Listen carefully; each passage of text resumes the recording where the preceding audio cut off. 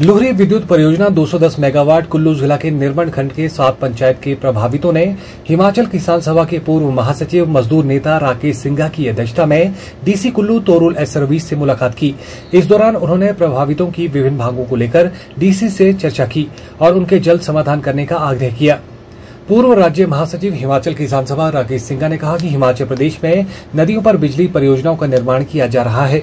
वहीं जहां बिजली परियोजनाएं बिजली और आय पैदा करेगी, वहीं स्थानीय लोगों के लिए परियोजनाओं से कई तरह की पीड़ा भी पैदा कर दी है। उन्होंने कहा कि शिमला जिला के डीसी से भी हमने इसी संदर्भ में चर्चा की है। उन्होंने कहा कि निर्मल खंड के तहत 7 पंचायत के लोगों की जमीन लगती है। ऐसे में किसानों को फसलों के नुकसान का मुआवजा भी नहीं मिला है।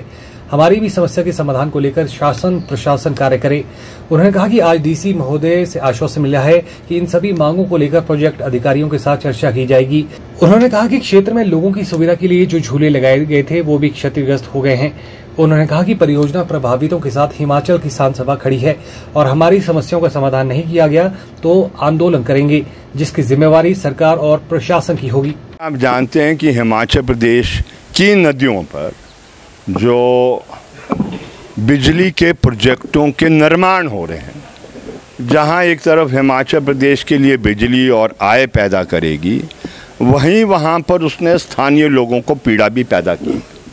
और ये दुर्भाग्य है कि जो कानूनी प्रावधान भी है, उन कानूनी प्रावधान को सरकार और सरकार का तंत्र और ख़ास तौर पर सतलुज जल विद्युत निगम और जो ठेकेदार है वो इसको लागू नहीं कर पा रहे हैं। उदाहरण के तौर पर ये 2013 का कानून है। उस 2013 का कानून बहुत कठिनाई के बाद वो 7 साल समूचे किसान ने पूरे देश में संघर्ष किया और फिर 1894 के कानून को समाप्त किया, जो भूमि अधिग्रहण कानून था। और फिर 2013 में ये इनैक्ट हुआ, जिसको हम कहते हैं the right to fair compensation and transparency in land acquisition rehabilitation and resettlement act 2013।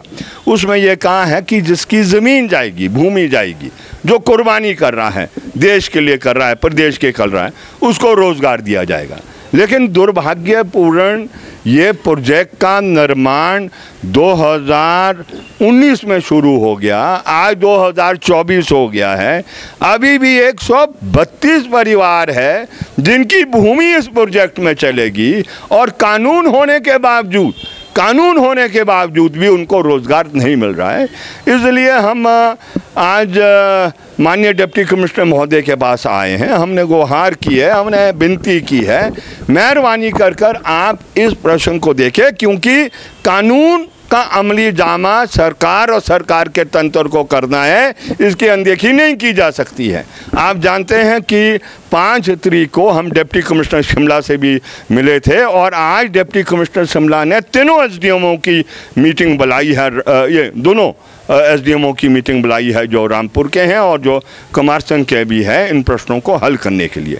और हम 2 टुक शब्दों में कहना चाहते हैं। इसके बाद एक कोशिश हम हिमाचल प्रदेश की सरकार से भी करेंगे, उनसे भी विनती करेंगे, और उसके बावजूद अगर हमारा दुखड़ा जो प्रोजेक्ट अफेक्टेड वो किसान है, जो हिमाचल किसान सभा जिसका नेतृत्व कर रही है, नहीं होगा, फिर प्रोजेक्ट रहे ना रहे, ये हमारी चिंता नहीं है। क्योंकि हम नागरिक होने के नाते संविधान के तहत हम गवर्न होते हैं और जीने का अधिकार एक महत्वपूर्ण अधिकार है, जो आर्टिकल 21 में है।